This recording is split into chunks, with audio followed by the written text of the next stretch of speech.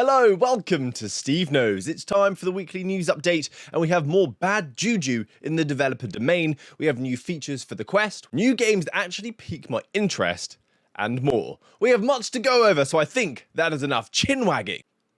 Let's get started. So another sad section in this weekend news video, just like the previous week, so forgive me. We have bad VR news juju. I have not slept in 2 weeks. My wife's been in the hospital. She's had surgery. I've been back and forth doing all the chores. I'm overworked. I'm very stressed. And now we have more gaming regression. Don't push me, cause I'm close to the edge. Nah, I'm chill. As you can tell. So juju number one, investors of the Metro VR title are not happy with the game's sales. It didn't make enough money. A game that was Game of the Year on Steam, multi-platform release, AAA, Upload VR's PSVR 2 Game of the Year, and one of the biggest releases of 2024, and they are not happy. What hope is there if one of the most highly rated, awarded, accoladed VR Game of the Year based on a franchise didn't do well? So remember that tidbit, because then we have developers who are also getting upset that we spoke about last week about the discoverability, the lack of sales on the platform, the shift to free-to-play for the new consumers, Meta's push and focus on Horizon Worlds. That's also coming into play in this bad juju week as well. And we've also seen, again, we've got layups. Johnny Davis with the reverse layup. And this week, more layoffs from Toast Interactive, who cheated the system and stuck it to the man with the 90% sale they did for the game Max Mustard that became a top-selling title on the platform. It was good times, genius marketing, but sad news. Now I see, after Meta knowing full well that developers are feeling this pain and their struggle and why they're feeling it, there is the headline of Meta will give $50 million to the top Horizon World creators to create content that will get people interested in playing Horizon Worlds. I get why you would have that investment, make it a bit more lucrative to make that metaverse investment worthwhile, but it almost feels like I'm experiencing Apple's U2 gate again. I'm not here for U2. Stop pushing U2. Shout out to U2. Also, let me know if you guys remember that, because I know some of you probably weren't even born at that point, which is crazy. And this investment update came with an announcement that there is a Horizon desktop editor application to help creators create bigger and larger worlds that are going to deliver better experiences. I'm sure that $50 million could have gone to many indie studios, of which made the platform so popular to begin with, although I'm sure Meta do fund some folks.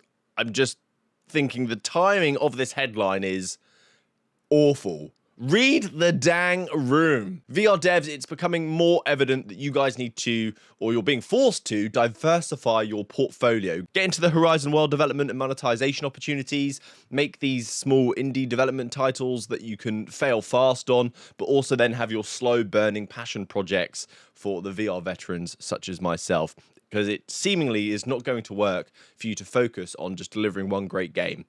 The proof is in the pudding. The free-to-play market, the Horizon World investment, as well as a AAA VR game that was highly rated, being a disappointment.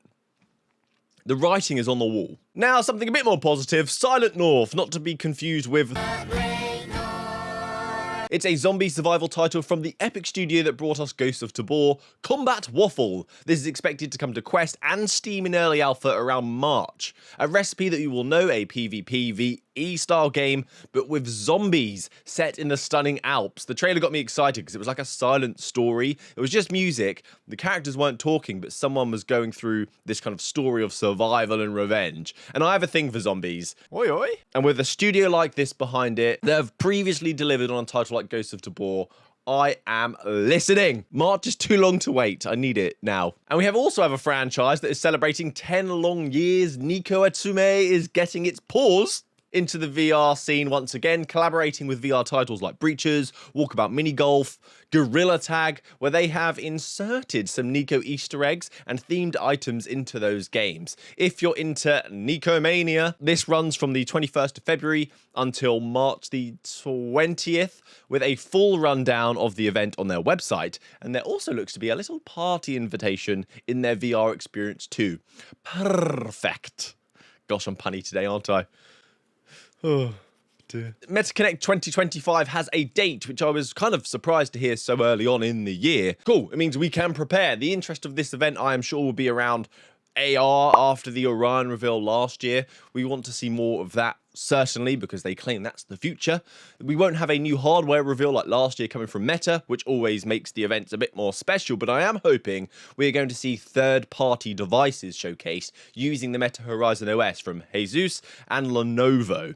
I'd love to see a ROG Quest. Oh, we also have a rather cool update now that brings worlds together for Among Us from Shell Games. They have revealed Among Us 3D, the flat screen game, is going to be a cross-play experience with the VR version, bringing the two games together almost as one title, making support and development better long term. So they should be dealing with one game rather than two, which is hopefully to our benefit. And with this, they're bringing new game modes, new tasks, a new wardrobe, expansions. The goodies are coming too. But I am curious what you think of Among Us. Do you still play it? Does it still have a place? Is its time over? Is it done with? Is this going to make a difference? A diff? Because I want people to just get into a VR headset. Don't go play flat screen. Go get VR. And now moving on to the chunky piece of the new features that are available for the Quest that have been rolling out since the 18th. So we've got some Questy updates. The version 74 update is not the most exciting. We did speak about some of the cool features last week, like the PWA, the progressive web applications, where you can make shortcuts of your web apps in your app library. I love that. But the official feature list I have got from Meta, straight from the horse's mouth. I'm struggling today. It's straight from the horse's mouth, which, as I said, has been rolling out since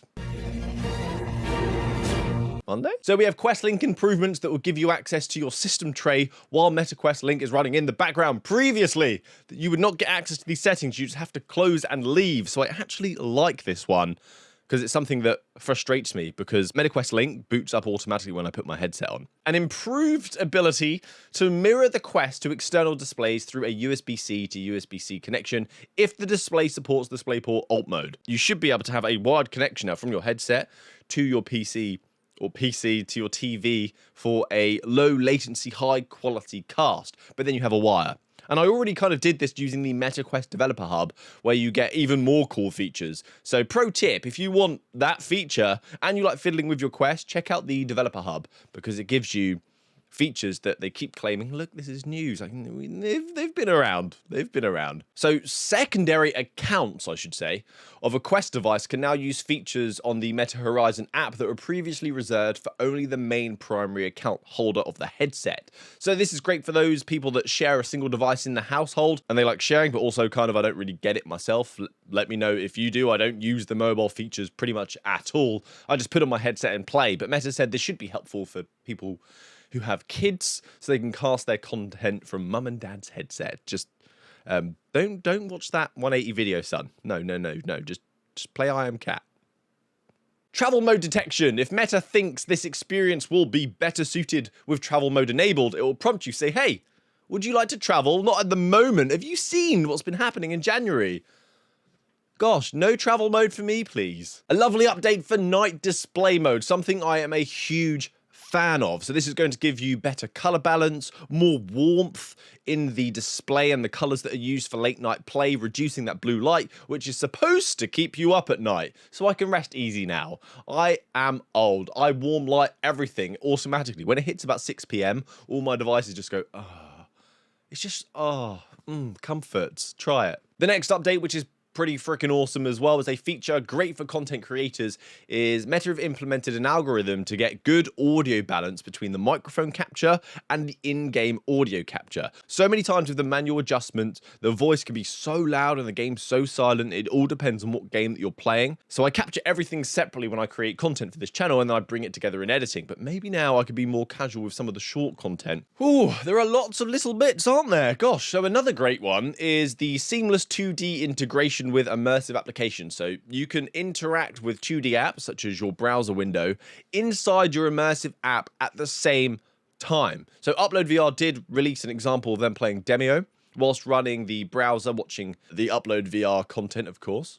Promote yourself. They were able to play the game and interact with the browser seamlessly. It was bloody awesome. But if you're doing this, obviously expect some performance damage, because if you're recording a video using the browser and playing an immersive app, the game may chug along. There are also all-round general reliability improvements with crash reporting, casting, transition periods, so you shouldn't see black screens as often jumping between apps. So that's it from me today, guys. Thank you so much for watching to the end of the video.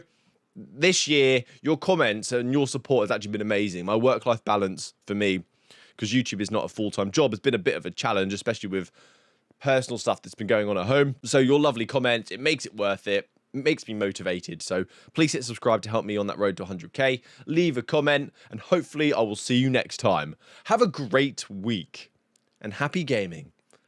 Good day!